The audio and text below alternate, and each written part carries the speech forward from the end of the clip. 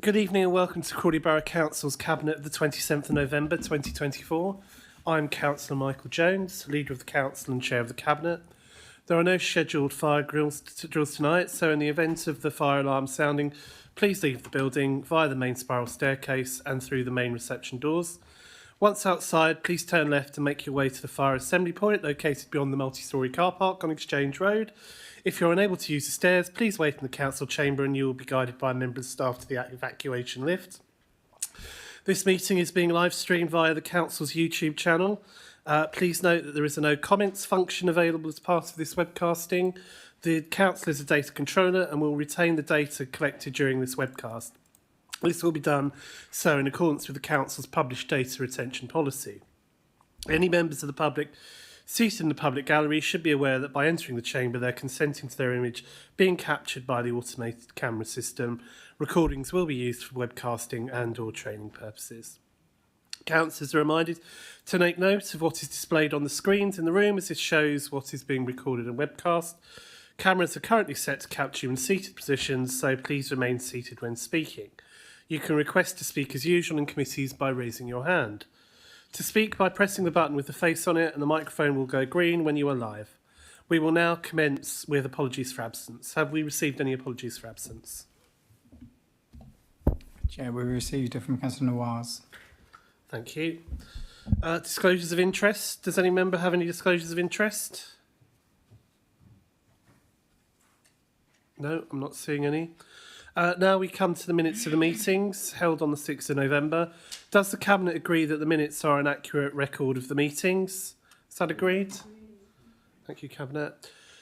We have 15 minutes for public question time, but I do not see any members of the public in the public gallery.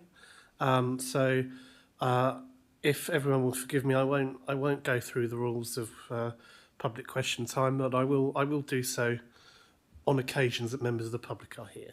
Right. Item 5, further notice of intention to conduct business in private and notifications and any representations. Please can I ask the monitoring officer to confirm if we've received any notifications? No notifications, Chair. Thank you. Item 6, matters referred to the Cabinet and any report from the Chair of the Overview and Scrutiny Commission. As normal, Councillor Ayling, I shall bring you in during each item as appropriate. Item 7, we will start by considering the Waste and Recycling Scrutiny Panel's final reports. Councillor Russell to present as Chair of the Scrutiny Panel. Okay, thank you, Chair. Obviously, people at the meeting have had the chance to read and digest the report, and I will just say a few words about it, at risk of boring those that were there at the OSC on Monday. The first thing I'd like to say, though, is that that despite the change of personnel halfway through, I felt that the committee worked very well together. It was very much a cross-party spirit, and that I'd like to emphasise as well that all the recommendations that have come forward from the panel are recommendations that are unanimous, and I think that's good and adds some weight to it. The committee itself, as I'm sure you're all aware, was set up to review how we might consider increasing the recycling performance of Crawley. In particular, I think at the time, people were looking at the recycling performance of other West Sussex district councils. And on the surface, it might have seemed that we had a slightly lower performance, but when you started taking into account the housing, the nature of housing and the demographic nature of Crawley, and then compared it with like for like, that actually things weren't quite so bad. And you'll see that in the report that was sent out, that when you compare Crawley with other more urban boroughs, on diagram 6.1, you'll see that Crawley does pretty well compared to similar authorities. The timing of the meeting actually worked out very well. The timing of the meetings and setting up of the panel worked out quite well because it mixed in with the National Waste Strategy changes, and across the country it's going to be rolled out that there will be weekly food waste collections. And the Cabinet felt it was appropriate to consider this in its deliberations because that then gave us the opportunity to look at and make some recommendations on what might be considered by way of the weekly collection and how that weekly collection might be changed in order to maximise recycling. And I think a key figure that we came across and took us all by surprise, and perhaps made members around the room, is that 44% of residual waste that is collected is actually food waste. And if we can separate that out, we can start making people think a little bit more clearly about how we can recycle and improve things in other ways. Obviously, as I say, the emphasis was to improve the amount of recycling, and whilst we were doing that, and we had the focus of improving recycling, what we came across was actually that recycling is the least worst option, and that really what we want to do as a borough and essentially as a society as well is to follow the mantra reduce, reuse and recycle. So that's actually the third thing. And we took, all of us on the committee, looked at and considered how we might help and assist with that, and those are in the recommendations. And the idea was that we will try and nudge people in the direction of thinking more about how they manage their own waste at home and how we can actually then collect that in a way that's more efficient. If people actually see just how much food is going into their bins, then perhaps we might be able to reduce the amount that's actually going, and that was something that we discussed at the committee. As a society, we have the much awaited deposit return scheme coming in, and some of us that have had the benefit of living on the continent have seen the value of deposit return schemes and how that actually gets people thinking in a mindset of not throwing waste away, collecting the bottles, making sure you get the deposit back on them. And that's going to be coming into the UK. And we're hoping that, again, with the change in the weekly collection, I do emphasise it's a weekly collection that's being recommended through the panel, that will also help people be more thoughtful and nudge us in the direction of improving how we manage our waste. That's essentially it. There were things that were raised that are raised at the OSC that are on the minutes here, comments and recommendations. So I don't know if there are any further questions, and obviously we have the officers here that can ask those. So thank you, Chair. Thank you, Councillor Russell. I'll bring in Councillor Ayling to present the Commission's comments at this point. Thank you, Michael. Councillor Jones. The Commission considered the report of the Chair and Waste and Recycling Scrutiny Panel. I'm not going to read all of the comments as they have been published in the Cabinet supplementary agenda. However, I intend to focus on the key points. It was recognised that the recycling within blocks of flats presented a number of challenges. Further discussion took place on the proposed rollout of bins, and it was acknowledged that any rollout of varying property types should be phased approach. It was recognised that the clear, strong communication regarding recycling and any proposed changes would be a key in order to and encourage residents to increase recycling and minimise food waste. And there were many different communication channels. It was acknowledged that as with any change, it should take place. With any change, it would take a while to adapt.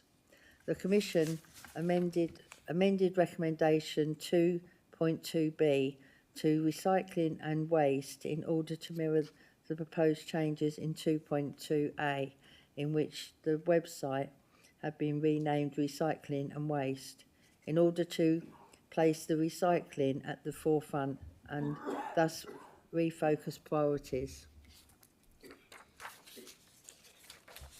Thank you, Councillor Ayling. Councillor Crowe, would you like to say anything on this? Yes, thank you, Chairman. And the report mentions it was a motion brought to full council in October last year. I think I was the bringer, the proposer of the motion. That got somewhat got changed though to be a scrutiny panel. You know, I was hoping that Councillor Noyce, as the cabinet member, might lead on this. And no disrespect to Councillor Russell and the work that he has done on this, but the reason why I wanted some Cabinet leadership on this is because I feel previously there hasn't been leadership that has been what we would want. I recall previously when the previous government wrote to the previous leader of this council inquiring as to why our recycling rate was so low in Crawley and offering support, that the minister received what I can only describe as an immature reply from the then leader, who didn't seem to take the letter from the minister seriously, which I felt was disappointing. I don't quite share, well, I agree with a lot of what Councillor Russell did say just now, but I don't share what he said about Crawley's not doing too badly. I don't have the figures to hand, but sadly, when you do compare us to the rest of West Sussex, we are doing badly. I accept there are reasons for that, and I don't dispute the commitment from officers to try to turn this around. And I'm glad that we have had a panel, albeit I preferred a working group, that we have been looking at this. I think to improve the situation, we're going to have to take people with us, and people are going to have to change their habits. And there has perhaps been a bit of a reluctance in the past from the council to actually tell people what they need to do. I think of an example where, for example, when the county council brought in the booking system for the household waste recycling centres, and how some councillors, including the leader, jumped on a bandwagon and said, oh no, can't do that. And indeed, there was quite a lot of opposition to it at the time, because some people, I think wrongly, were thinking it was some sort of affront to their freedoms, and it would create more difficulties for them. But actually, it was just requiring them to be more organised about how they disposed of their waste. And actually, since it's been brought in, it has proved to be very popular and very successful. Now, when you ask people, would you like a food waste collection service, people will say yes. But what I'm not convinced about yet is that everybody fully understands what that means, and indeed with the other types of collections, and how people will need to separate, make more effort at home to separate their waste. We do need to go down this route, and I don't think we have much choice, quite frankly. I think the way things are set up nationally.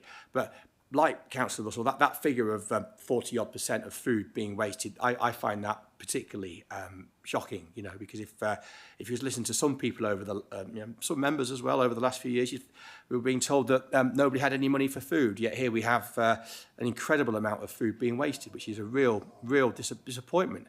And there are some good initiatives out there, like the UK Harvest, who come to Broadfield and seek to give away food that is no longer required to people who need it. But we do need to change behaviours, and it's going to need quite strong political will from the council to help people to make those changes at home for these schemes to work. Because I think despite the best will of probably everybody in this room, there will be difficulties in implementing a change of system. People don't like change, people don't like having to do things differently with their rubbish, or many people won't. And it will be a struggle, but ultimately it will be the right thing to do. But I look forward to seeing progress, and I'm not sure if I personally will need a food waste collection myself, because I literally, about once every 4 months I might have to throw away an apple or something.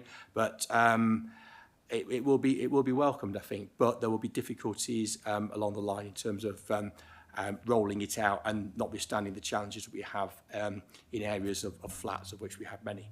Thank you very much. Thank you. I'll now open the debate for other Cabinet members. Thank you. Bear with me.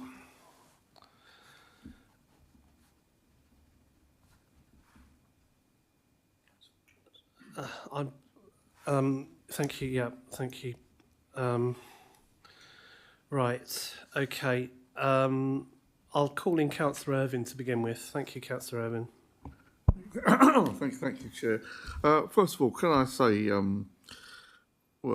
congratulate Councillor Russell on the outcome of his of the scrutiny panel. I think it's a fantastic piece of work, probably one of the most meaningful scrutiny outcomes we've had for a long time. And also, thanks Councillor Russell for the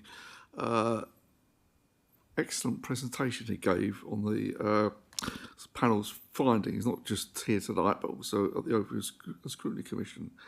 Now, it just so happens that I was listening intently to what Councillor Crowe was saying, and although I disagree with an awful lot of it, and I think some of it was absolutely a little bit superfluous, really, to what we're deciding tonight. I do agree with Councillor Crowe on some of the issues, actually, and I think he did hit on it, that it's easy to blame the council if the recycling rate isn't what we want it to be, or isn't the same as it is in other parts of West Sussex. But at the end of the day, it's down to individual householders to do to recycle and make sure that things are done properly, that things aren't mixed up, so that recycling has to get scrapped and things like that. But there is a fine line to tread between us helping people to understand how to go about recycling and us telling people how to go about recycling, because the last thing we want is something like the Daily Mail on our backs sort of calling us the recycling police or something like that. It has to be done by, as Councillor Russell said, a process of nudging and education. I think that most people in Crawley would be supportive of this, and I look forward to seeing what happens in the future. Thank you, Councillor Irvine. Councillor Sue Mullins next. Thank you very much. First of all, I'll start on the positive side. Well done, Councillor Crowe. You got that right. People don't like change. People always push against change. They get into a habit of how they put their bins out, when they put their bins out, and what they expect to happen to their bins and when they can get them back again.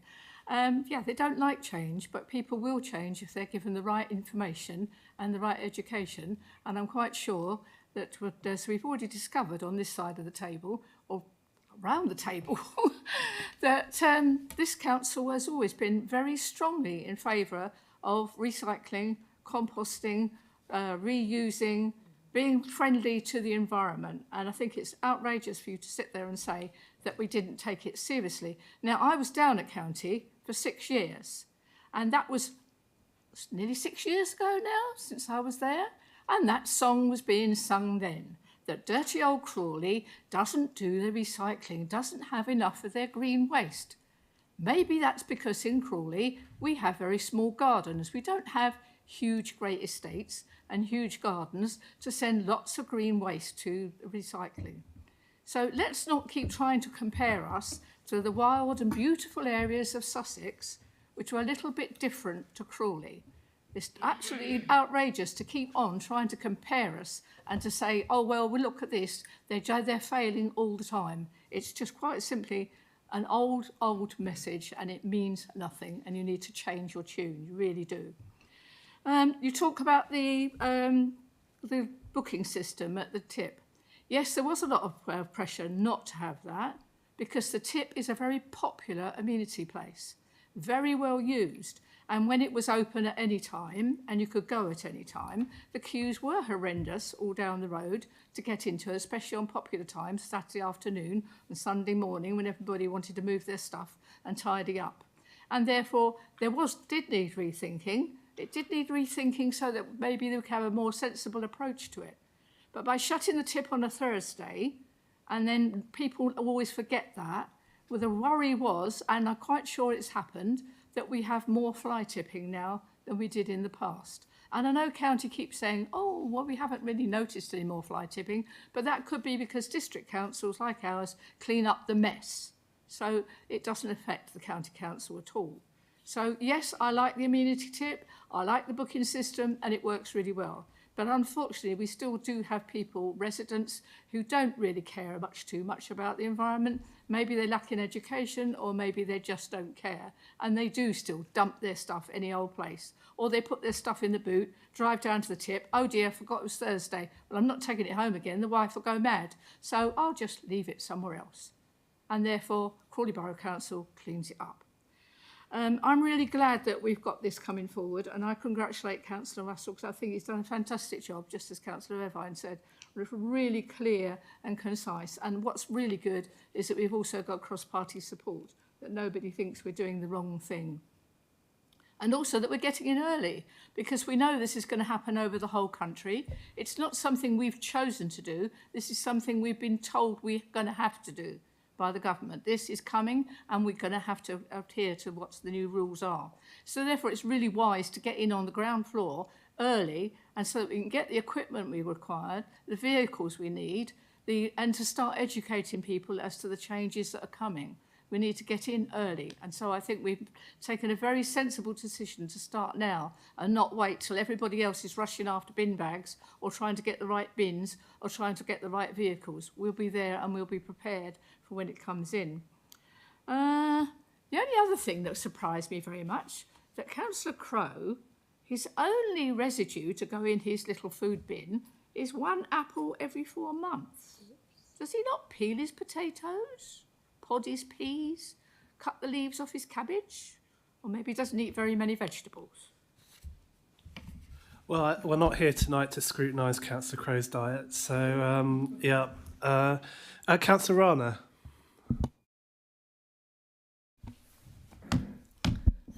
Thank you, Chair. First of all, I mean, Councillor Russell done a very good job actually presentation.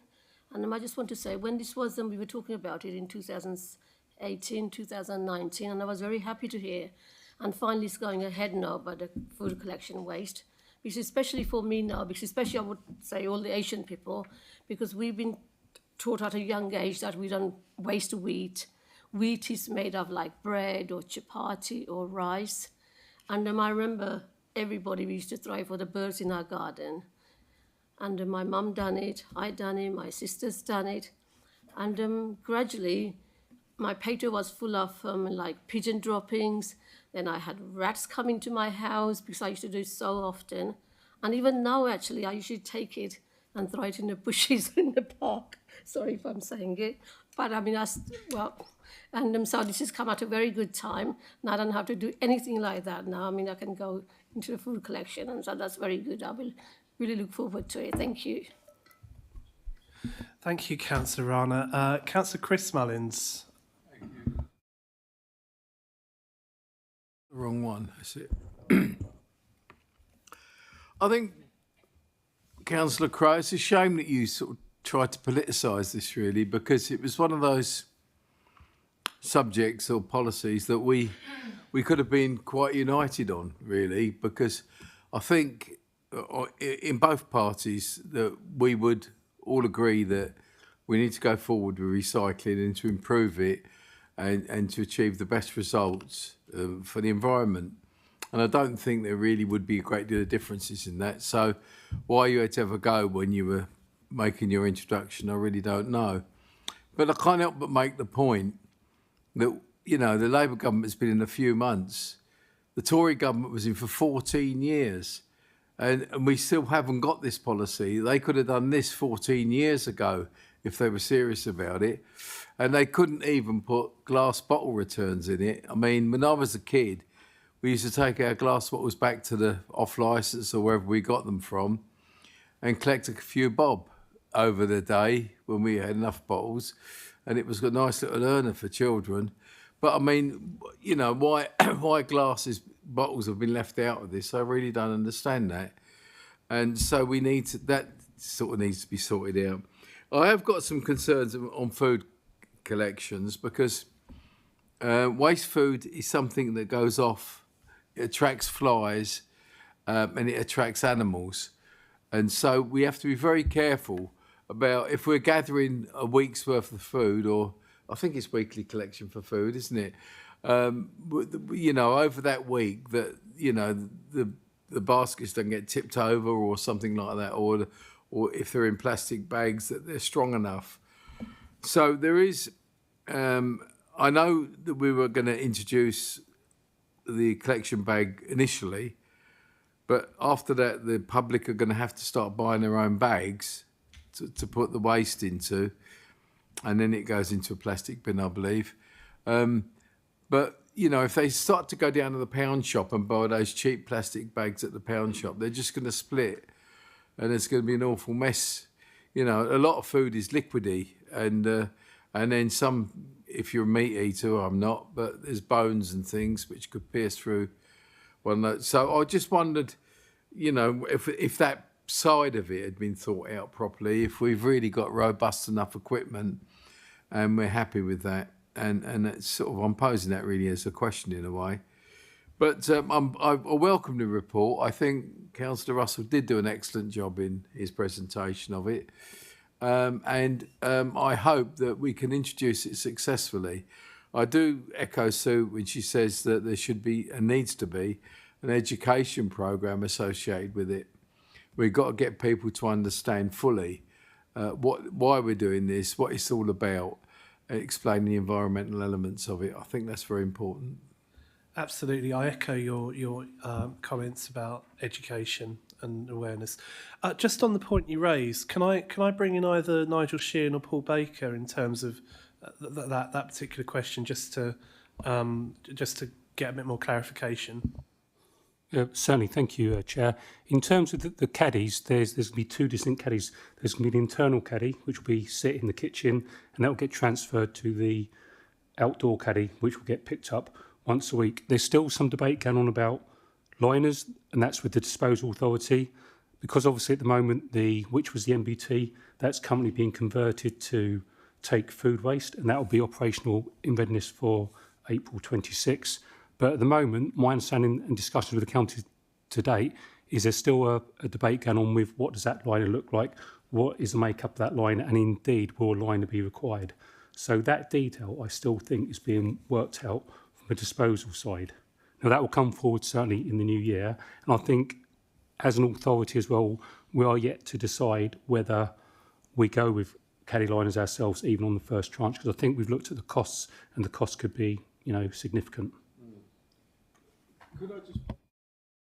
Michael? Briefly, Councillor I will be brief, I promise. Yeah. I'm just imagining if we take the internal container, tip it into the outside container, and there's no liner, that's going to cause a very, very messy bin in the end. And when that bin's tipped into the lorry, it will still be very badly mucked up inside. There'll be lots of residue food in there. And that residue food will go off. And I'm thinking about people like pensioners and people who are not going to be that au fait. Okay. So, I mean, there is a point to make there that we've got to be hygienic as possible. Right. Okay, I'm going to bring Nigel Sheehan in, but I think some of the finer detail on all this is still being worked out. And I think, Councillor Mullins, you're leaping... No, it's not. This is your moment. This is your moment to comment on the scrutiny panel report that's come before you, Councillor Mullins. Nigel, would you like to add something there, please? Yeah. Yeah, thank you, Chair. Just a couple of points. Although this will be new for Crawley and new for a number of authorities across the country, there are authorities that have been collecting food waste separately for many years. So we can certainly draw on the learning of those authorities who've been doing that previously. But just also to note the report that's considered later on in the agenda, there is a recommendation in that report highlighting the request for officers to deliver a full members seminar during 2025, which is the opportunity to get into some of that detail and to talk through the process and the logistics. I think we will be further down the line in terms of that debate on which type of liner and the practical implications of those considerations. So I think that will be a good opportunity to get into that detail, and I think we'll look to bring in examples of the bins and talk members through kind of how that's going to work. Thank you. Yeah, it's helpful. Yes, Councillor Noyce. Yeah. Right. So forgive me, everybody, for my croaky voice. I'd just like to thank Councillor Russell and the scrutiny panel for doing such a good job, and also for Paul Baker and Nigel Sheehan for the amount of work they've done, which has been tremendous. Just a rider on the end of what Councillor Sue Mullins was saying. One of the main reasons why we have low recycling and waste rates is the fact that we've got well over 10,000 flats, which is a lot more than anywhere else. And of course, they don't have their individual gardens and so forth. So that's the main reason there. Thank you. Thank you, Councillor Noyce. Thanks. I think everyone has had an opportunity. In fact, I think every member of the Cabinet present has spoken. So we certainly intend, I think, to closely take the report into account to inform the Cabinet members' work and as we look to implement the government's national waste strategy in the way most suitable for Crawley.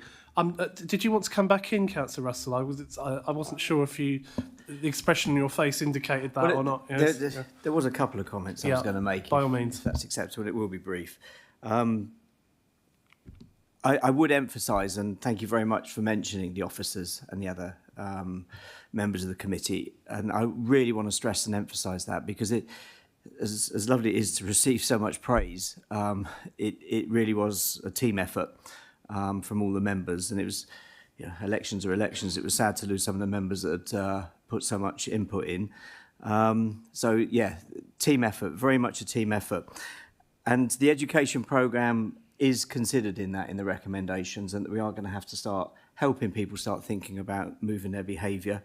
And with the weekly food collection, perhaps when people see what food they're wasting, it may actually start that process of nudging in the right direction. I think, I'm sorry to say, Councillor Crowe, you may have set the bar of expectation a little bit high with the one apple every 4 months, but definitely I think people seeing what they're throwing away and having it separate, when it's at the bottom of the bin you don't see it, I think that process begins. And then we do have the deposit return scheme that will be coming in nationally, I believe, in a couple of years' time. So I hope we're on the right track. Anyway, thank you for your time. Thank you, Councillor Russell. Just to sum up or respond myself, some to some Cabinet member comments and others to Councillor Crowe as Leader of the Opposition.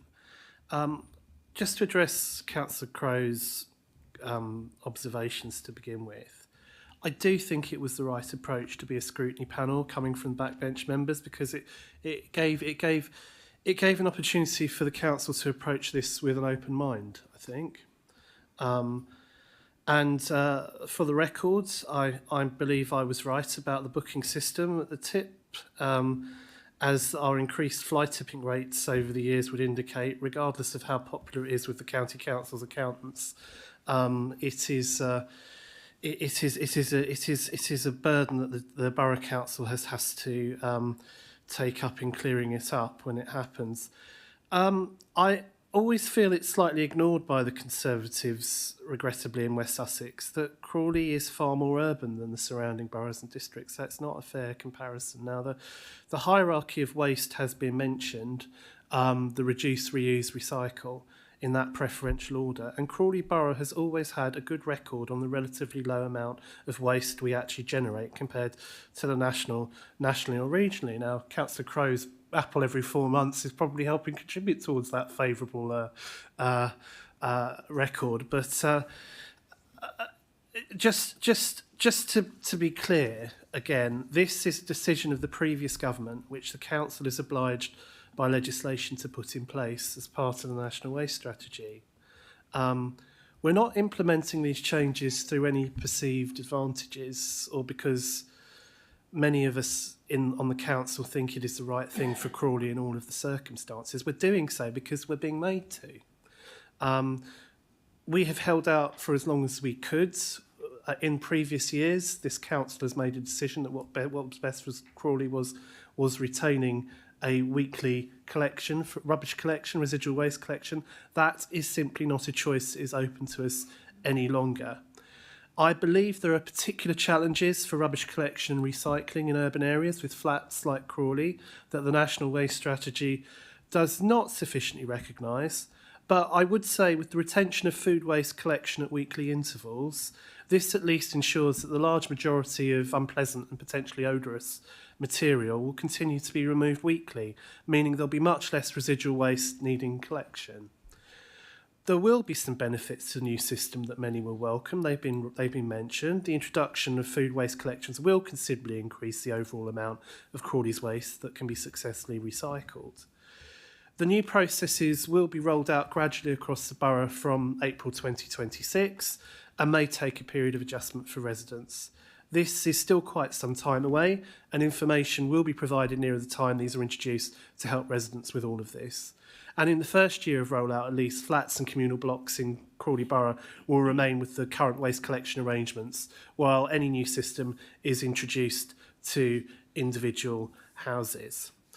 So on that basis, I move that the Cabinet approves the recommendations as set out in 2.2 A to H on page 14 of the agenda, with the inclusion of the proposed amendment by the Commission. And again, I think it's a sign of a very successful report, may I say, that the Cabinet has not had to really do anything or amend or sort of or take out or fail to take on any of the recommendations, that we're able to do that. And again, I echo Councillor Justin Russell's comments about how actually the members of the panel have produced an excellent report, and I think that deserves its thanks, and specifically because he will be too modest to say himself that Councillor Russell has done an excellent job delivering this, to which we thank him. So I've moved that. Can I have a seconder? Councillor Noyce, thank you. Is that agreed? Agreed. Thank you. We will move on to consider the Tenancy Strategy report. Councillor Irvine to present the report. Thank you, Chair. I'm going to repeat what I said at the Overview and Scrutiny Commission, which is that this is going to be quite brief because, of course, everyone's read the strategy. We are obliged under the Localism Act of 2011, I think, to produce a tenancy strategy once every 5 years. Our current strategy is due to end this year, so this is its replacement. It's something which we're legally obliged to produce, but we're not legally obliged to actually follow, which seems, well... But it is an important document. It sets out, our gives us an opportunity to set out our plans for what we're planning for the next 5 years. One of the important changes is that as a result of the Housing Association Scrutiny Panel, there's been a bit more in there about what our expectations of housing associations is, and how we would like to work together with them, assuming that they would like to work with us, of course. So with that, really, I have nothing further to add, and I would like to invite any questions. Thank you, Councillor Irvine. I will bring in Councillor Ayling to present the Commission's comments. Thank you. The Commission considered the report SHAP 091 of the Head of Strategic Housing. Again, as you have the comments in front of you, I intend to focus on the key points. Recognition that the strategy incorporated the recommendations from the Housing Association Scrutiny Panel, which was conducted in 2024. It was noted that the Housing Association was regulated by the Regulator and of Social Housing, RSH. The Council had no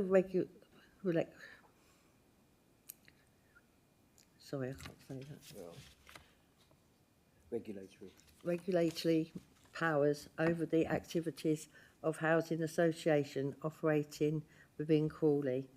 It was recommended that the Cabinet be requested to amend Section 3 of the Tenancy Strategy Council approach to provide further clarity upon timescales. Households may wait many years for an offer of suitable housing. Suggested amendments in bold to provide further information. The households may wait several years for an offer of social housing dependent on their priority and availability of properties that they are eligible for. Thank you. Thank you, Councillor Ayling. Councillor Crowe, with apologies, I'm going to call you on all these items because I'm not sure if you'd like to speak on them, but would you like to speak on this? I wouldn't, but I'll just clarify the next item. The only other item I want to speak on the budget monitoring, just to help you. Right, okay, thank you. I'll make a note. Thank you. Thank you. I'll now open the debate for other Cabinet members. Would anyone else like to say anything? Councillor Sue Mullins. Just very briefly, and I mean, this was a good report, but the only thing that worries me so much is that we don't have closer ties to the housing associations and the other providers, the social providers. I mean, everything's sort of done on let's be friendly and just give you some advice, and then you can either take the advice or you can walk away and not bother to take it at all. And that, I think we should have much closer contact with our social providers, and they should be much more obliged to listen to what we have to say and follow through with our recommendations. You know, we get so many complaints from some of our social providers that we can't deal with. We have residents who come through to us and they tell us about mould or repairs that have not been done, or the things that have been waiting years for, but we have no redress. We have no way of saying to these landlords, this is not good enough. You really need to get your finger out and sort this out for this tenant. And especially as we recommend so many of our tenants to these housing associations, to these groups, and therefore they are our responsibility. We can't just wash our hands of them and say, okay, they've been provided for, they've gone. If they're not getting good service where they've gone, then we need to be still very concerned. So I know we had the scrutiny panel to deal with this and we came out with some very good recommendations, but unless it can be backed up with a bit more beef, if you like, unless that's the way to use it, but just a bit more that, you know, you need to listen, you need to take part, and you need to do the right thing by your tenants, the way we do as a borough council. Thank you, Councillor Mullins. Are there any other Cabinet members? Don't see anyone. Thank you. Councillor Irving, yeah, sure, by all means. I just want to briefly come back. First of all, I forgot to say that it was very well received at the Overview and Scrutiny Commission, and I thank the OSC for all their support. It does matter. As regards the housing associations, yeah, I mean, I think that's a very good point, and that's one of the reasons why I was asked to send that letter to the Housing Minister, Matthew Pennycook. I would like, though, just to share a little anecdotal item which demonstrates how housing associations actually can be very amenable. Some time ago, I was contacted by a resident in Broadfield, really upset because she had a leak in her roof which wasn't going to be fixed for 6 months. And could I do anything to help? And I was very sceptical because it's a housing association. They don't have to listen to me. But I took it up with the housing association. They were they were so friendly and so helpful. And the end result was that the tenant got, the housing association told me that the tenant was going to get her roof fixed in 1 month instead of 6 months. So, you know, I'll just say that. I mean, I'm sure other people have got examples of when things haven't worked quite so well, but you know, if we persist and work at our relationship, then maybe things can be improved all round. But I mean, as Councillor Mullins says, there definitely needs to be a bit more beef behind it all. But that's beef that government has to provide, I think. Thank you, Councillor Irving. Yeah, I agree. I think that rather than complaining to Facebook, which is my observation is becoming a more frequent phenomenon, if tenants of social housing were to contact their local councillors, I think that would really be quite beneficial for everyone, because we at least tend to have a good idea who to contact, certainly for Crawley Homes, but indeed we've got officers who can give us good information if we have it for housing associations. I think what struck me when I read this report was just actually ironically just in the Crawley context, which is on pages 30 and 31, which is section 2 of the report of the actual document, the Tenancy Strategy document, was just looking at the sheer expense of renting in Crawley, the average rents, which, as far as I'm concerned, do not remotely match what the average wage in Crawley is. And it seems to me that this mismatch is just underlines what a crisis in housing we have in Crawley, because most people on average or median earnings in Crawley are not earning what is required to actually live in Crawley, unless they live in shared accommodation, or they are lucky enough to have a partner or family members who they can lodge with, or not lodge with, or can share the costs. It is very, very high indeed. And so it's all the more important that we have this strategy in order to give that all-round protection and outlook on what we can do. So I move that the Cabinet approves the recommendations as set out in paragraph 2.2 on page 23 of the agenda pack, with the inclusion of the proposed amendment by the Commission in relation to section 3. Can I have a seconder? Thank you, Councillor Irvine. Is that agreed? Thank you. We will move on to consider the Homelessness Review and Homelessness Strategy report. Councillor Irvine to present the report. Again, Chair, I'll be as brief as possible, although this is obviously a longer document. And again, I thank the OSC for their positive comments and positive reception on Monday night. If you turn to page 58 of the report, you can see what our 4 priorities are for the next 5 years out there in big bold letters, just so that they can't be missed. And as I said the other night, homelessness, I think it is a blight. It's a blight on the people who are homeless and their families. It's a blight on our society, and it's also a blight on our council finances. And I believe that we have a very good team in Crawley, a team of partners that are doing their best very successfully in trying to alleviate homelessness. But of course, we can't do all ourselves. We can try and prevent homelessness, but the bigger picture of actually stopping homelessness altogether has to be addressed by government. So we will continue to do what we can to keep the pressure on government, as will countless other organisations throughout the country, to make sure that reducing homelessness is actually an absolute priority. Having said that, Chair, I just want to give you a very, very tentative, cautious, little tiny piece of good news, which I'd say with every finger crossed, which is it does appear that it may be a blip, it may be a seasonal thing, but the rate of homelessness in Crawley at the moment seems to be dropping. But as I say, I don't know if that's going to be, continued, or if it's just a temporary thing. But I'm hoping that it is a permanent thing, because to be honest with you, in a 21st century society, I don't really see why we should have to put up with this. Thank you. Thank you.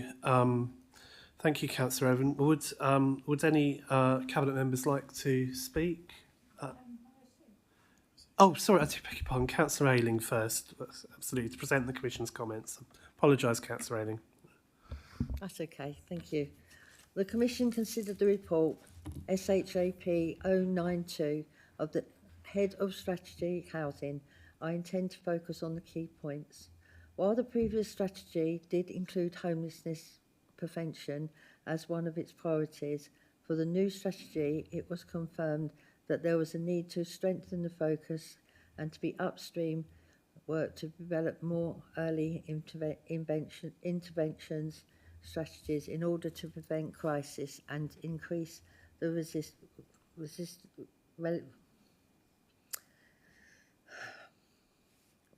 sorry, I can't say that word either. Resilience of residents in the borough. It was noted that the funding for the rough sleeping multidisciplinary team would not be known until the end of the year at the earliest. The confirmation sought was and obtained regarding the Renters' Rights Bill, which could potentially bring changes such as no-fault evictions and have an impact on homelessness. Thank you. Thank you, Councillor Ayling. Can I open the debate for other Cabinet members? Would anyone like to speak? Councillor Sue Mullins. Sorry if it keeps coming back to me.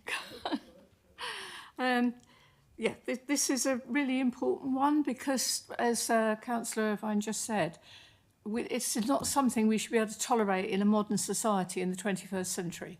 If we've got one person sleeping out on the street, that is one person too many. None of us sitting here, I'm quite sure, would be happy to take a mattress and even a few blankets and set up in the doorways of Marks and Spencer's, which happened literally as they locked their doors. There were two people with their bedding moving into the doorways, literally as they locked the door. Because I was there and I watched it happening because I was sitting in the car park and I watched them coming in and moving straight in.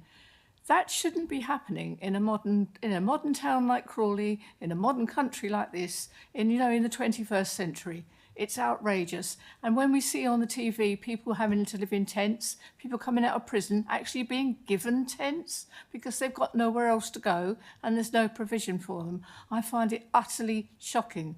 I grew up, like Councillor Mullins on my right, we grew up a long time ago. And as young people living in London, we never saw homeless people. The only homeless people we ever saw were the sort of occasional tramp whose life was to wander around from place to place and never be settled anywhere. Today, we have homeless people who are aged 16, 18. We have old people who should be looking after. People on a pension, they shouldn't be out on the street, sleeping in the cold. And that the whole system worries me to death because it's not going away. I'm really glad that Councillor Irvine says, it seems to be lessening in Crawley. And we do have a very good system here. We have Open House, which is unique pretty much from anywhere else, that helps, have an outreach team and goes out and talks to people and tries to help people and tries to understand why they're on the streets and to help them get off the streets. And it's easy to dismiss people who you see like that and think, oh, well, they just can't cope, or they just didn't bother, or they're drunk, or they're on drugs. Not necessarily so. Any reason at all can end up with people being homeless. And at the moment, the no-fault eviction bill that's coming through, and it can't come through quick enough, because as Councillor Jones said, the house prices and the renting prices in Crawley are quite outrageous, but they're only keeping up with what's going in London and any other town that is commutable to London. Now, as we said, as one of the councillors said, the money that we earn here in Crawley, or most of our residents earn, cannot possibly keep up with the sort of rents that they're being asked to pay. We had a phone call the other day. It was from a couple, both working. One was working in the care sector and one was working with the NHS as a nurse. Their rent had just been gone up from £1,400 a month to £1,800 a month. And they said, how can we possibly, on the wages we're earning, we do our best, we work all the hours that God sends, but we cannot find another £400 a month. And I don't think many of us sitting here could find that quite so easily. What are they then supposed to do? They sit there, if they can't pay it, they sit there and have to wait to be evicted, and then they're homeless and they're on the streets. And it can happen to anybody at any time. You never know when sickness is going to happen, illness, something happens in the family, suddenly you can't cope anymore, somebody has mental health breakdown, and suddenly you can't earn that money that you need to pay that rent or that mortgage. And so you're only a few pounds away from actually being on the street. And I find in this modern society that we've actually reduced people to this extent is really shocking, and it should not be happening here. Okay. Can I just say one thing? Yes, you can. Yeah, go on. Yes. Just one little thing. When we talk about funding for Open House, funding for our all the different policies, the money that comes down from government, it's only ever ring-fenced for 1 year or 6 months. Now, any provider that wants to help people and support people like Open House cannot plan ahead. They cannot think ahead and say, well, how will we be dealing with it next year, the year after? What can our forward plans be? How can we provide for the future for these people? Because they're always scattering around looking for more funding for the next year. And that is something that really does need to be understood a lot better. Thank you, Councillor Sue Mullins. I've got Councillor Rana next, and then Councillor Chris Mullins, I see, but then we'll start moving towards a conclusion at that point. Thank you.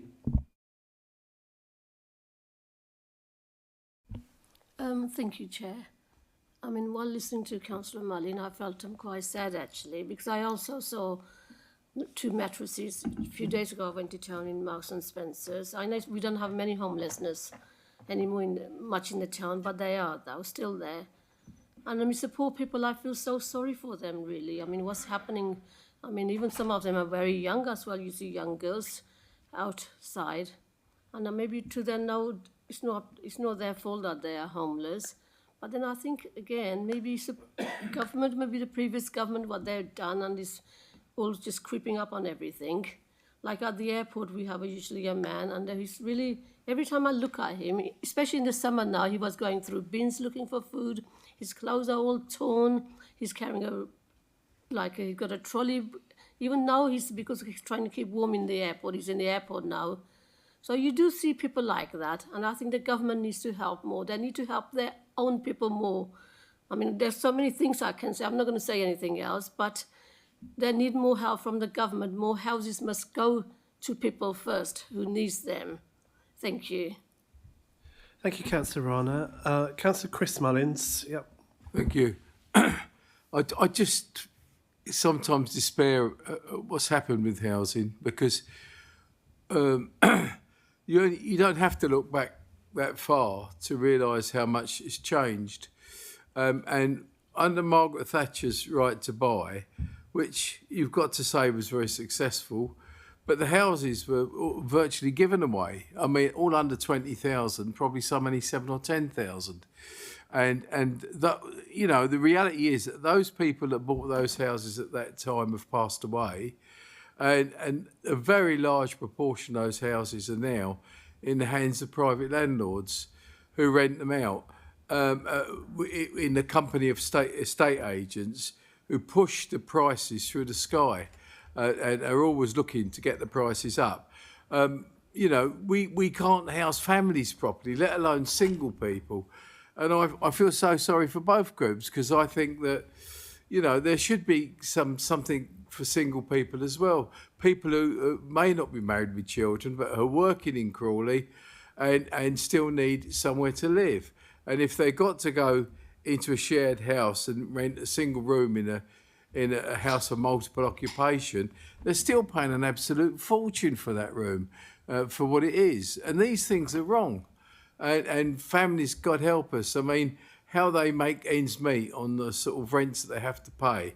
I'm so grateful for what Rachel Reeves is saying now, is that she's going to, when she builds the new housing, council housing stock, is that it won't be for sale, and that we're going to be able to keep that housing stock in-house, and that where we do have to carry on selling in the existing stock, that we will keep all the resources. I mean, but we desperately need to have this house building programme if we're even to begin to solve the problem. But I really, really think it's long overdue that there should be rent controls by national government. And it's about time that fair assessments are made of houses, and that fair assessment would allocate what a fair rent for that house would be. Okay, well... And that's what should happen. But, I mean, that's what needs to happen. It's fine. Thanks, Councillor Mullins. I'll just say that we're talking about the strategy that we can set tonight. So any ideas for legislation? Yeah, no, I know. I know this is Councillor Mullins.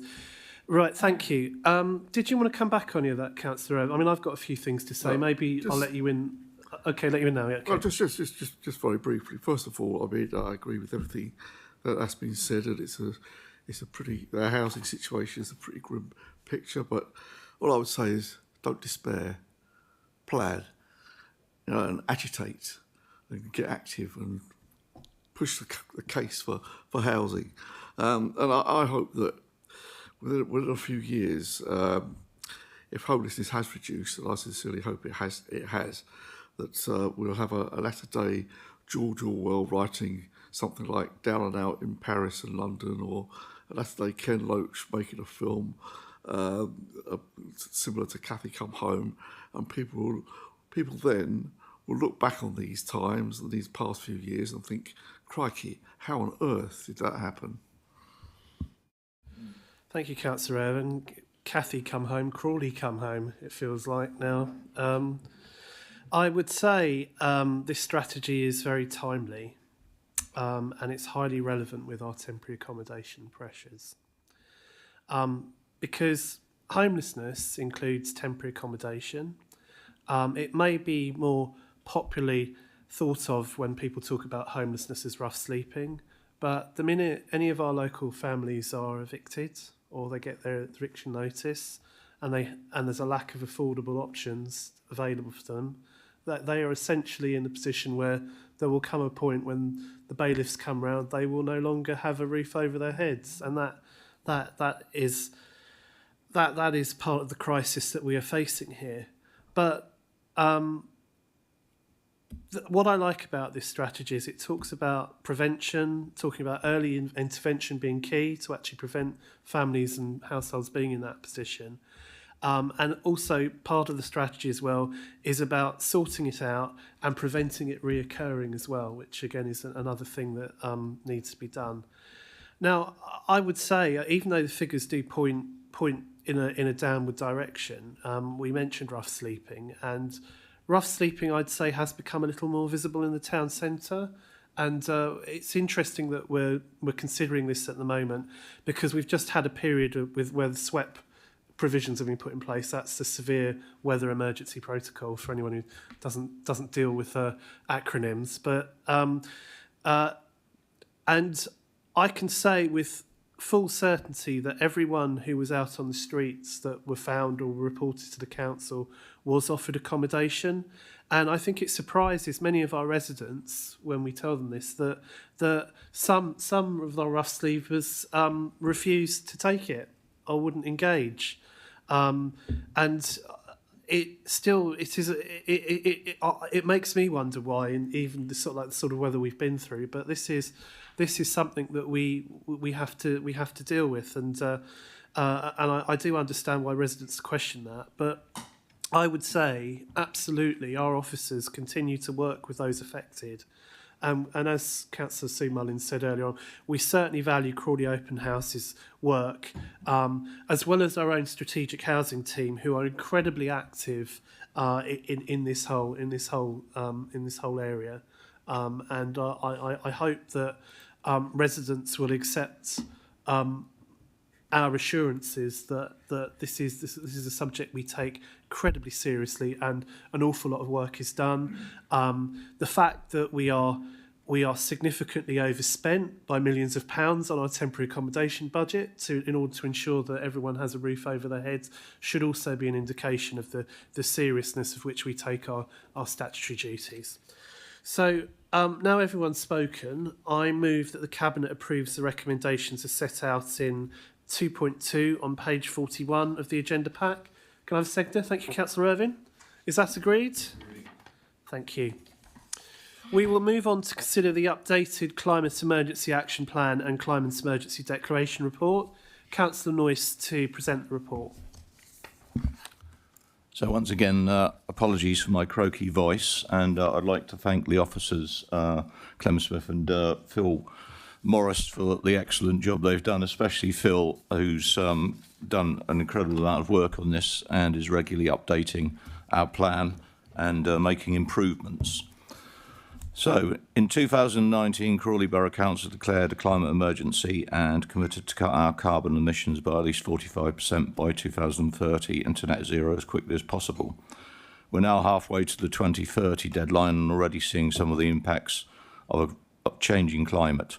We recognise that we need to adapt and become more resilient, as well as reducing our carbon emissions, protecting the environment and improving air quality to ensure Crawley is a fair, pleasant and safe place to live and work long into the future.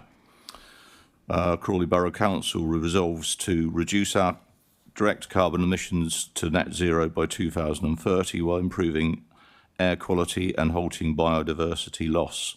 We will reduce emissions by removing gas as a source of heat in our leisure, corporate and community facilities, improving the energy efficiency of our buildings and reducing waste, removing diesel fuel from our waste collection and fleet vehicles, and investing in local generation of renewable power.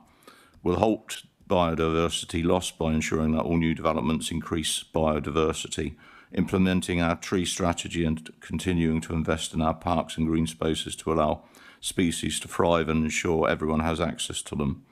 Air quality is closely linked to burning fossil fuels for transport, and will improve this by encouraging active and sustainable travel and reducing congestion. Significant funding will be needed to achieve these ambitious targets, and we call on central government to make long-term sustainable funding available. We will refresh our Climate Emergency Action Plan to provide more detail on how this will be delivered, along with plans to identify how each service in the council will respond. Work with our partners, residents and businesses in Crawley to eliminate our indirect emissions and achieve net zero across the borough by 2025. As the biggest landlord in the borough, we are responsible for improving the energy efficiency of our social homes and business properties. We'll use our powers and influence to purchase goods and commission works and services that will minimise our environmental impact and support local businesses in our transition to low carbon economy, including working with community groups and businesses across the borough to ensure homes, workplaces and schools are comfortable, healthy and efficient. Accelerating the expansion of low carbon district heat networks that will provide clean heat to homes and businesses across Crawley. Making our neighbourhoods resilient with good access to green spaces, reducing waste and increasing the use of public and sustainable travel. The council cannot do this in isolation, and we engage with local people and businesses to hear concerns and build a coalition for change. We call on national governments to clarify how national targets for net zero will be delivered and to work in partnership with local authorities and provide the funding needed for change. Other critical relationships include West Sussex County Council, who are responsible for schools and roads, and UK Power Networks, who distribute the electricity that will be needed to heat our own homes and power businesses in future. We'll work closely with other key groups to provide leadership, learn and collaborate for change. We support the vision for Sussex Energy and resolve to join the UK 100 group of local authorities advocating a local-led rapid transition to net zero and clean air. Thank you very much. Thank you, Councillor Noyce. Well done for getting through that with your croaky voice. I'll bring in Councillor Ayling to present the Commission's comments. Thank you. The Commission considered the report PES 473 of the Head of Economy and Planning. I will concentrate on the main areas. Recognition that the update to the Climate Emergency Declaration would enable the Council to prioritise the reduction of those direct Scope 1 and 2 emissions over which the Council had more direct control. Acknowledgement that the proposal to join UK 100 network of local authorities aimed to build a commitment to meet the net zero. It was noted that the Scope 3 emission target to be net zero had been moved back to 2045 as the guidance for emissions in Scope 3 emissions had changed and incorporated a different measure. The proposal to include a natural emergency declaration was welcomed as the Council had new statutory obligations to protect the natural environment. Thank you. Thank you, Councillor Ayling. I'll now open the debate for other Cabinet members. Would anyone like to say anything? No? Oh, Councillor Sue Mullins, okay. You be first. Shut me up, can you?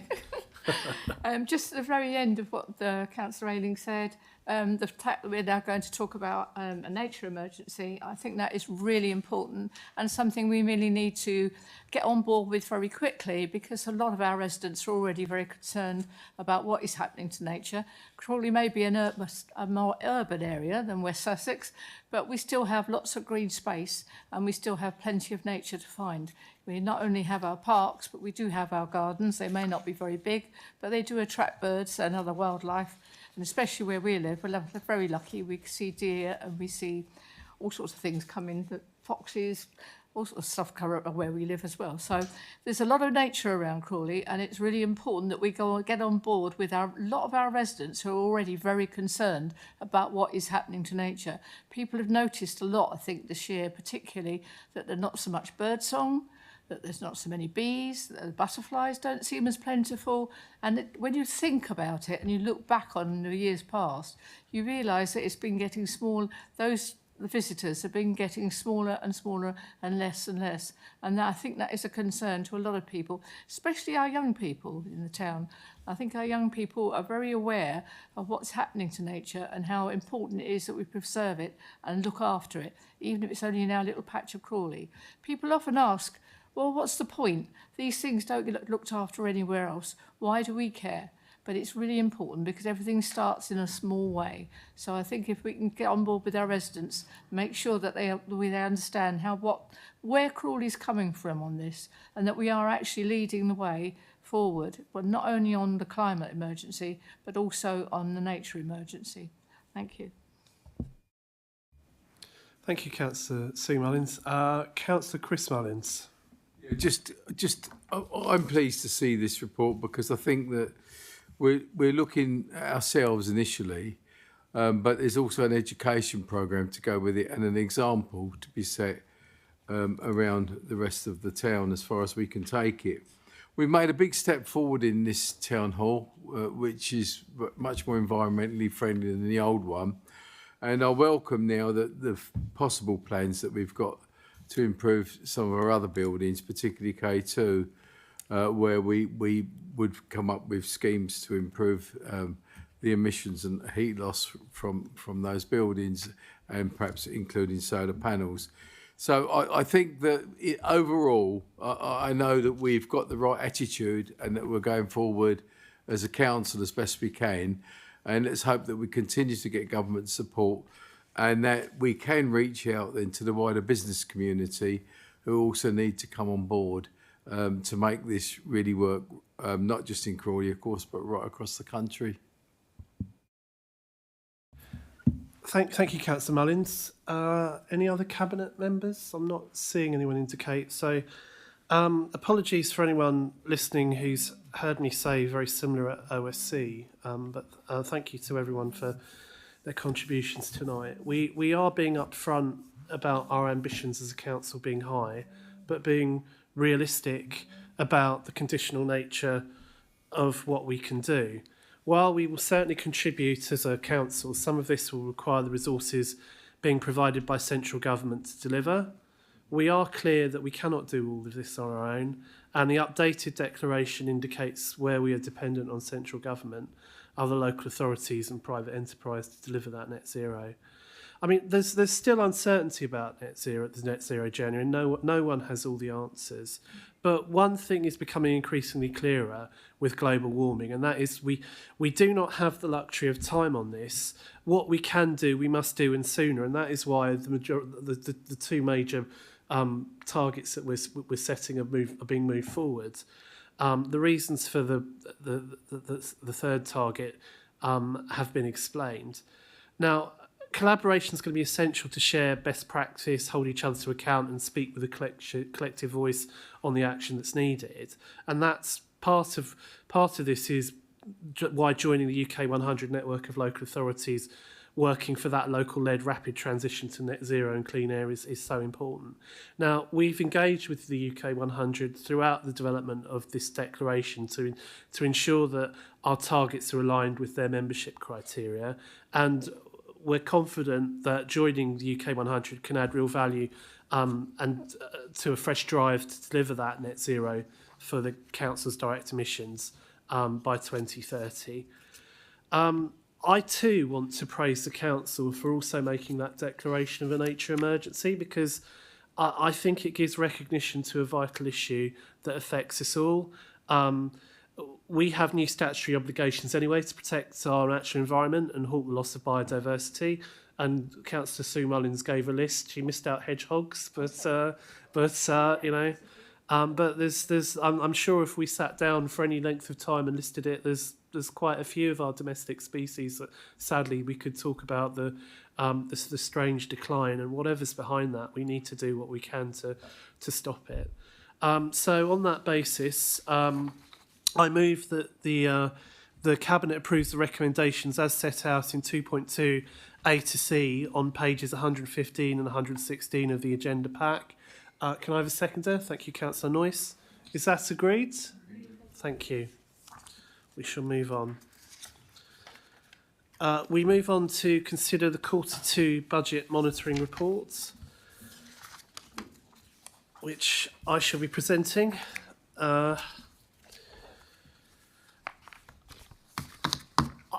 went into significant detail on this at the Overview and Scrutiny Commission, so I don't intend to repeat that. Although obviously, if Cabinet have got any comments or questions on this, I'm more than prepared to respond. I'd just pleased to say that the revenue position has improved significantly since Q1, and this is mainly due to the better than anticipated interest on investments.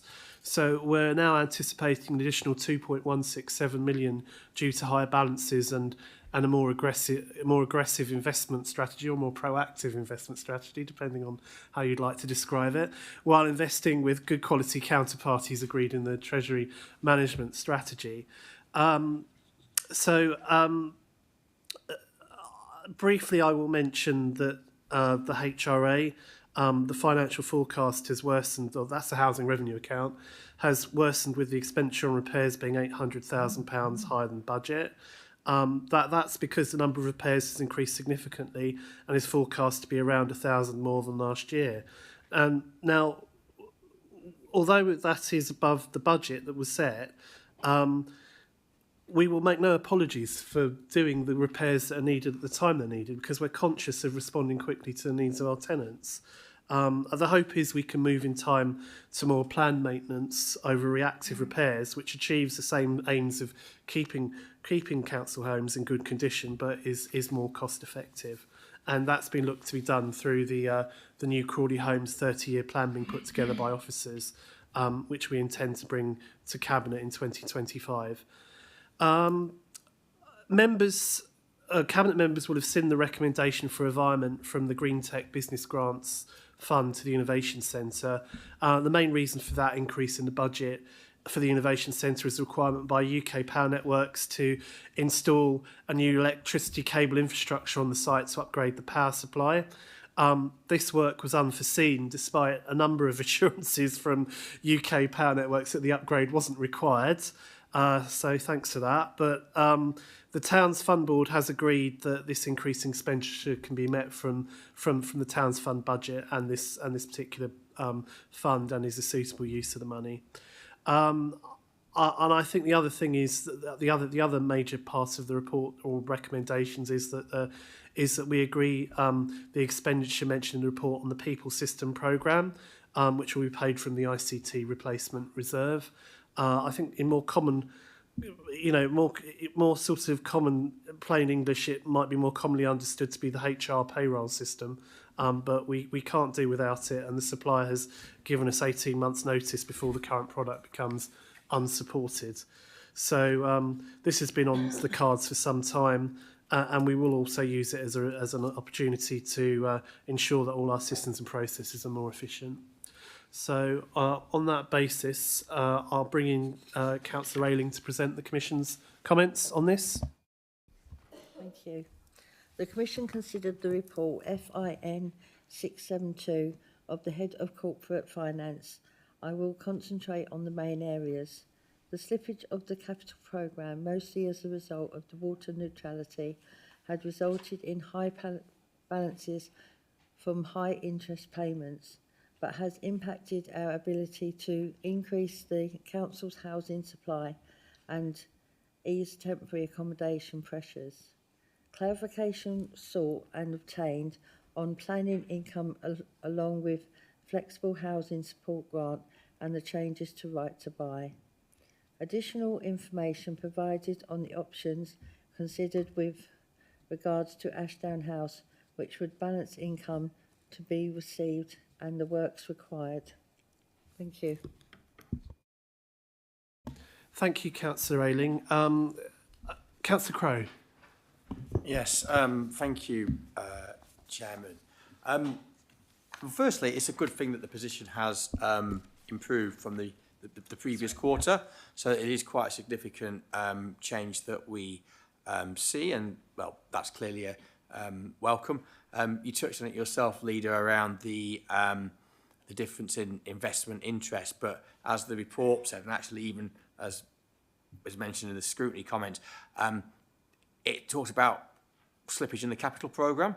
And while I see from the bullet points from scrutiny, it references the water neutrality, but that's something that we knew, we've known about for quite a long time. I'm really quite surprised at how these numbers have changed by 1.35 million from Q1 to Q2 on the projections for the investment interest, because we know that the amounts that we're going to be getting over the course of the year are not going to vary that much. So how much slippage has there been in the capital programme? And if it has been a huge amount, then why couldn't we have foreseen that in the first place? So it's more around better forecasting, making projections, because we can see how it's just a real surprise how that number has changed, albeit in a positive direction. But of course, there are impacts for the capital programme slowing down. But surely that could have been known about before Q1. That's something I don't quite follow, why that change has suddenly happened so much. I don't believe it is purely down to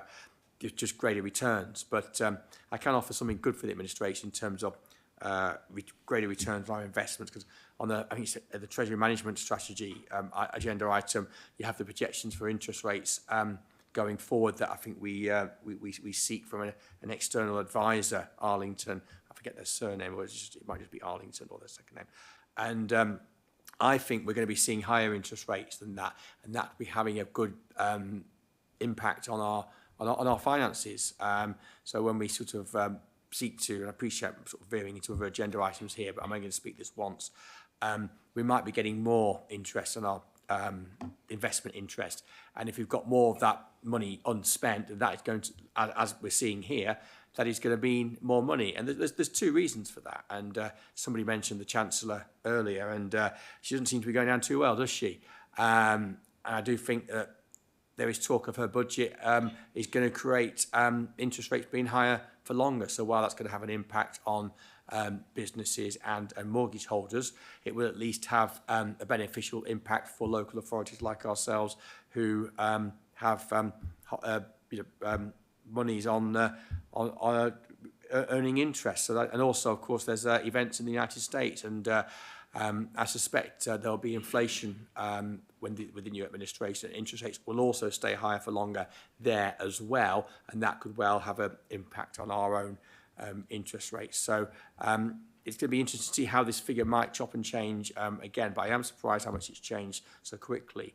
The other point I wanted to make was Ashdown House is referenced, and it's there's approval sought for to delegate to the head of corporate finance for up to 1.3 million for improvement works. And I'll just welcome some reassurance that this is seen as the best thing to do with our asset, not to dispose of the assets and get some more capital funding in, and that we do feel that we are going to be able, it is worthwhile to spend this money, and to that we will be able to get a new tenant in, because of course the previous tenant did leave there, didn't they? So I'd welcome some reassurance that this has been carefully considered. Thank you, Chairman.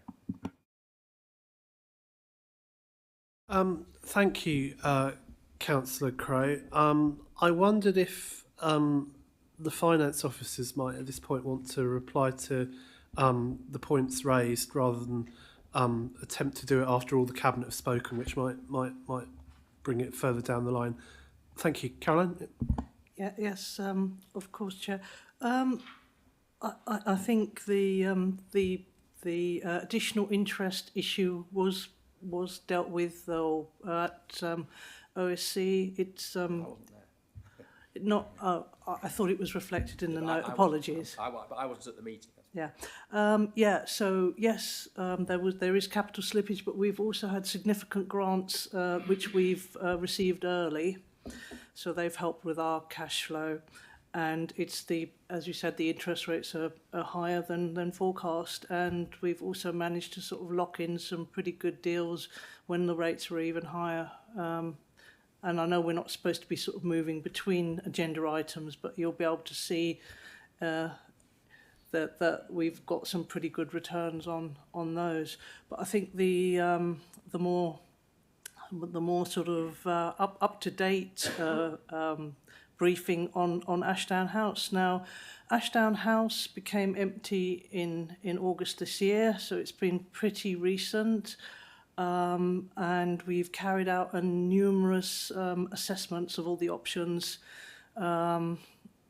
We've assessed the potential of disinvestment of selling it, various options of turning it into a sort of grade B rental, and the final and the best option that we got to was the sort of potential tenant at the moment. We've still not got quite to the end of the process because there's many changes with Ashdown House, and unfortunately I can sort of report that it's been effectively vandalised, which has changed our not our options but our timeline. So I think what we need to do is wait for the costings when they come back to get certainty on the repairs that are required before any new tenant can move in and take up that office space. And I think that is the issue. I mean, at the moment, we think we can be within that budget, and it is the best option that was identified, and it's gone through the corporate asset group and also the corporate project assurance group. So I can assure you, it's been appraised in all the appropriate places. Thank you, Chair. Thank you, Caroline. I might quickly comment here as well, which Councillor Crowe, because the Cabinet might want to draw out other parts of this. I think in terms of the way that the figures have changed, we are in a fast-moving situation, not just in terms of investment returns, but right across the board. There's a lot more uncertainty, which we will probably discuss when we talk about the budget strategy than we're used to in local government. In terms of the reference to the slippage in the capital programme, that, as far as I'm concerned, is entirely attributable to water neutrality holding matters up. So there is more money remaining in the reserves in order to get that interest. Now, this got touched on at OSC, but we are in the perverse situation that financially, as a council, at the moment, we appear to be better off living on the interest than actually doing the work in permanently housing some of our families that are most in need. That is not a satisfactory situation. And of course, there is no guarantee that interest rates will continue to be this high. I do note what Councillor Crowe says about the potential issues or the impact of things happening internationally. And I will ask our finance officers to relook at the interest projections that we have, just to get assurances that we are happy that they are the best estimates with all the information that we have available. But I mean, to be honest, I'm sure that isn't something I need to really suggest to them. They keep that under constant monitoring. Just to address Ashdown House, the approach that we are taking will give us what we think strikes a balance between giving us a decent level of income and actually what will be required to attract a new tenant going forward. Now, whilst the exact cost of removing the rack discovered in Ashdown House, that's the concrete that's been very topical in recent year, and the contribution to fit out cost is still being determined. It's anticipated these costs will be met from the property reserve as is detailed in the report. And that work is urgent in order to secure the prospective tenant. Now, the name of the prospective tenant is not in the public domain, so I hope members will understand if I do not name them, as that would require us to go into closed business, and I don't particularly want to exclude members of the press and public who are watching from that. But I'm sure, however, if we wish to remain in open business, the officers will be very happy to take further inquiries, Councillor Crowe, from yourself offline about where we are with that. But I feel confident that we can acquire our prospective tenant with the approach that we are taking. But clearly, there are still some things to be worked out, and but we intend to do that. I will then open it to debate for other cabinet members. If anyone would like to. Oh, I do beg your pardon.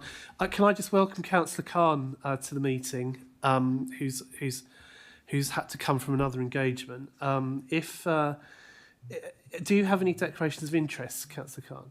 Thank you. Yeah, thanks. In that case, I'll open the debate for other cabinet members.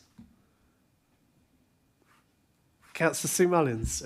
Just a really quick one. I mean, you mentioned repairs to our housing stock, and yes, it's really laudable that we have a policy that we look after our tenants and we look after the homes they live in to make sure that they are suitable, comfortable, warm, dry, and not any problems with them. But of course, that does come at a cost, and it's not just the cost of the rising cost of materials. The materials these days are unbelievably, the price of paint, of wood, or anything that you need to go out to buy to repair anything seems to come in now at an enormous cost. I know when you do your shopping, there's a weekly shopping, people notice already how much prices have risen within the supermarkets and the food shops. But the same thing's also happening with building materials and anything like that. I mean, the other day I went to buy a tin of paint and I couldn't believe how much it cost. It was double. I may not have done painting for a while in my house, but the actual cost of the tin of paint was double what I'd paid for it last time. And nearly didn't come off the shelf and come home. The other thing about it is that our housing stock is an ageing housing stock. We may have quite a lot of new housing coming on stream. We've got some new flats, we've got new houses, but the majority of the houses in Crawley were built in the 60s and the 70s and the 80s. And they're beginning to show their age, and therefore it is costing more in repairs and more in refurbishment to keep them up to date and make sure that they are suitable for modern day life. We were talking about the empty building at Ashdown House.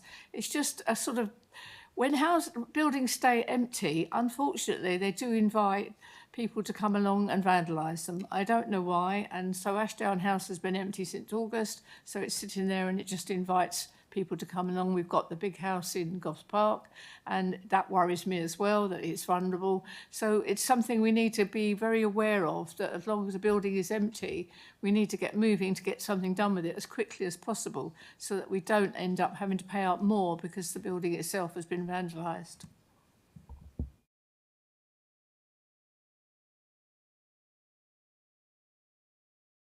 Thank you, Councillor Sue Mullins.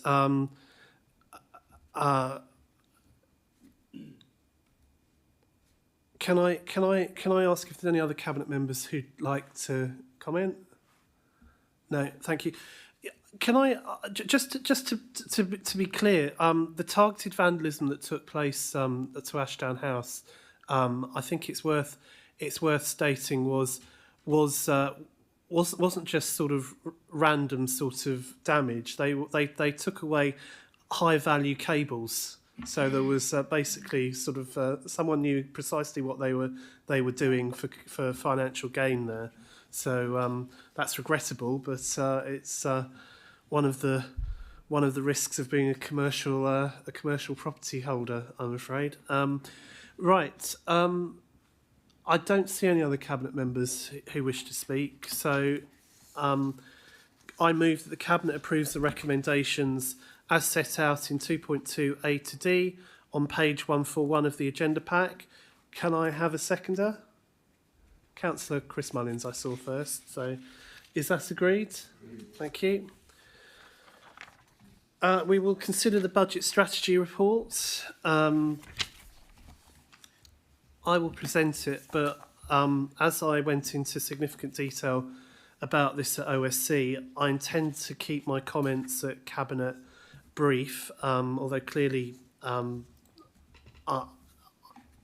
Cabinet members can have their commentary on this. The one thing I want to stress above all is this is a well-run council. All the financial indicators show that we have made the right choices over the last decade and that we've therefore benefited from sound finances which have enabled us to deliver the council's priorities. The current pressures on the council are not new, but they're also not of our making. We have been warning them and now we are facing them, but we are facing these challenges with a record of financial prudence and good management that put us in the best position we can to tackle the issues that we now face. Setting a balanced budget is going to be extremely challenging and the figures are likely to change, but the bridging of the budget gap is likely to require a combination of planned reductions in expenditure or increase in income combined with a planned use of reserves. We'll continue to involve members in the ongoing process, not just the Cabinet members but all members of the Council, including updates as appropriate at the OSC and dedicated seminars to address the different areas that are being identified as part of finding the solution and achieving that balanced budget we have a statutory obligation as a council to set.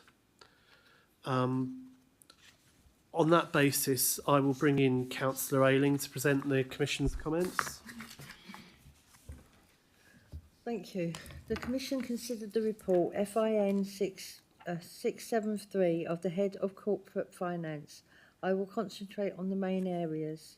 Acknowledgement that some fees and charges may have to be increased by more than CPI to help close the budget gap and to ensure that services were operating more closely to the cost recovery basis where possible.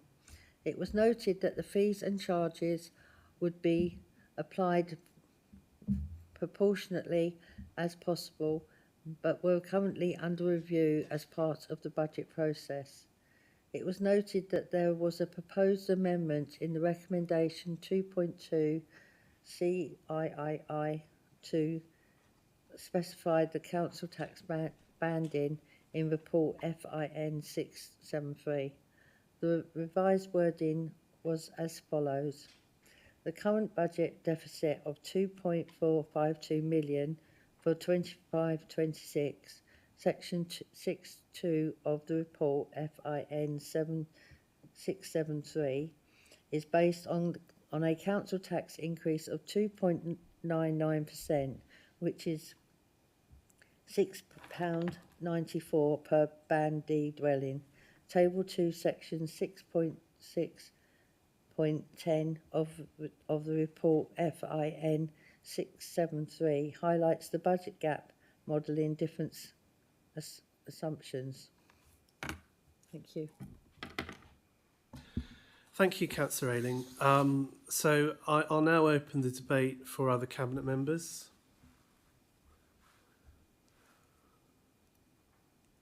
I don't see anyone indicating. I think Councillor Sue Mullins doesn't want to be the first person to speak again, but is there any... no, I don't see... No, in that case, I think the budget strategy... One of the reasons why there may not be an awful lot being said tonight is that we have talked about the budget strategy for next year in quite some depth as a council already, and there will be other opportunities to discuss the detail coming forward in the near future. So with that being the case, I'm not seeing any indications. So I will move that the Cabinet approves the recommendations as set out in 2.2A to C on page 168 of the agenda pack.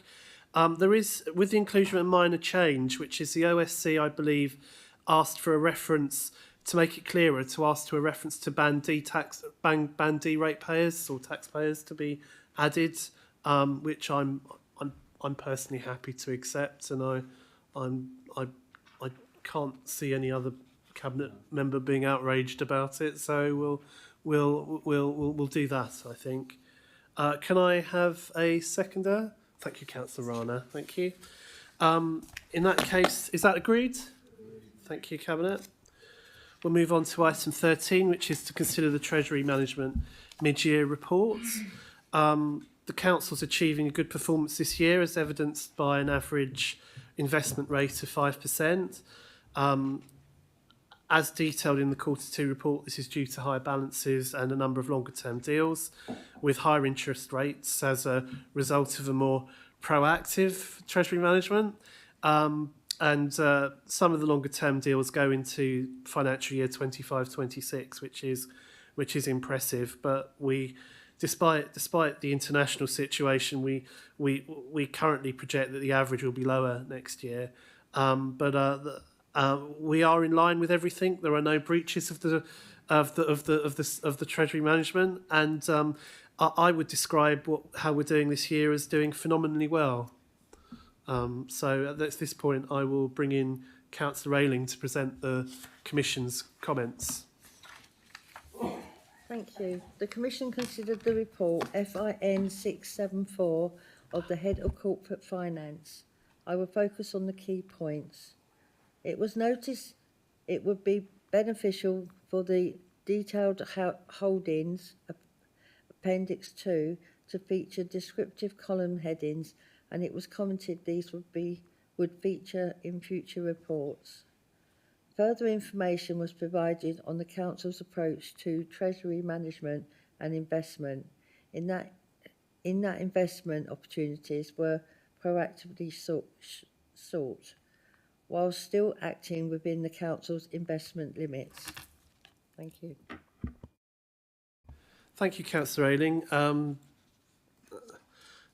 Now, I know Cabinet members enjoy nothing more than discussing Treasury management, so would anyone like to speak on this?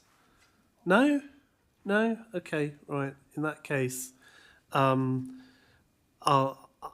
think we'll move on, and I move.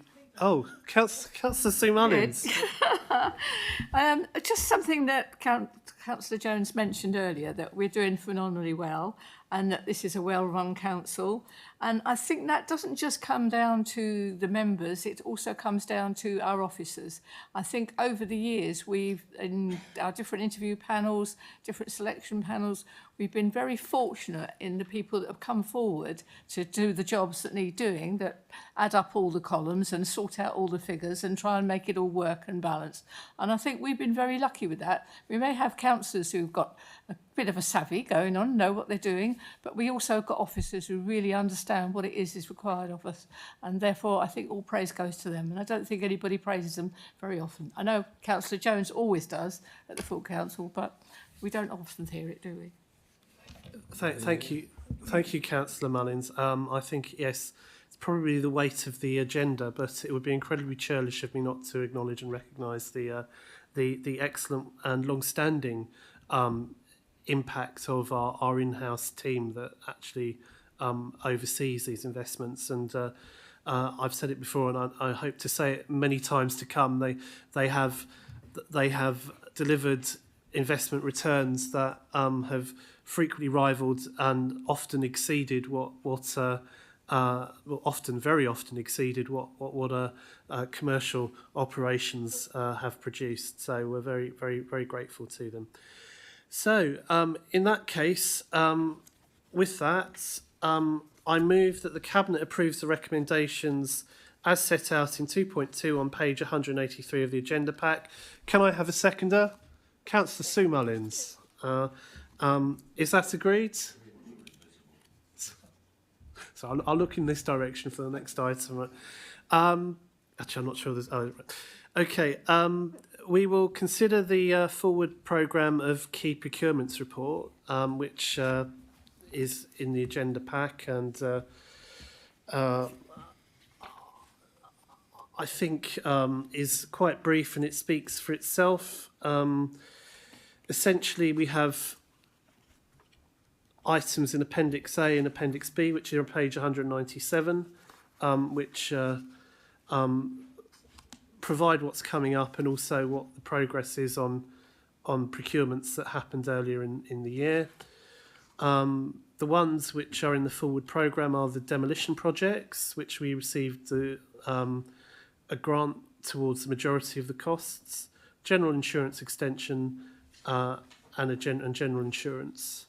So I don't have an awful lot more to say on that. And so I'll just ask if Cabinet members have any questions or comments they'd like to. Councillor Irvine. I just want to say, Chair, that while I was always very, very fond of the old town hall, I thought it was a great building. Obviously, we've got a lovely replacement now, and I am really looking forward to seeing that building finally being brought down and something useful being put in its place. And I hope that something useful will be housing. With all of these things, we do hope to, on all of these locations, we do hope to achieve as much council housing as we can from the whole arrangement. So you're absolutely right, Councillor Irvine. And obviously this will all be subject, as far as the old town hall is concerned, to the options appraisal report that I will receive, that will give us suitable assurances that there are no other options for the building other than demolition, which will be coming to me in the not too distant future, I have been assured. Any other comments here? No? Nostalgia, well, yes. Okay, in that case, I move that the Cabinet approves the recommendations as set out in 2.1A to C on page 195 of the agenda pack. Can I have a seconder? Councillor Noyce, thank you. Is that agreed? We will now move on to consideration of the exempt items. Therefore, that under section 100A, subsection 4 of the Local Government Act 1972, the public be excluded from the meeting for the following items of business on the grounds that they involve the likely disclosure of exempt information as defined in Part 1 of Schedule 12A of the Act by virtue of the paragraph specified against the items. Is that agreed? Thank you. The recording and live stream will now finish, so I wish to thank anyone for watching and wish them a peaceful and pleasant rest of their evening. Or indeed any time they're watching.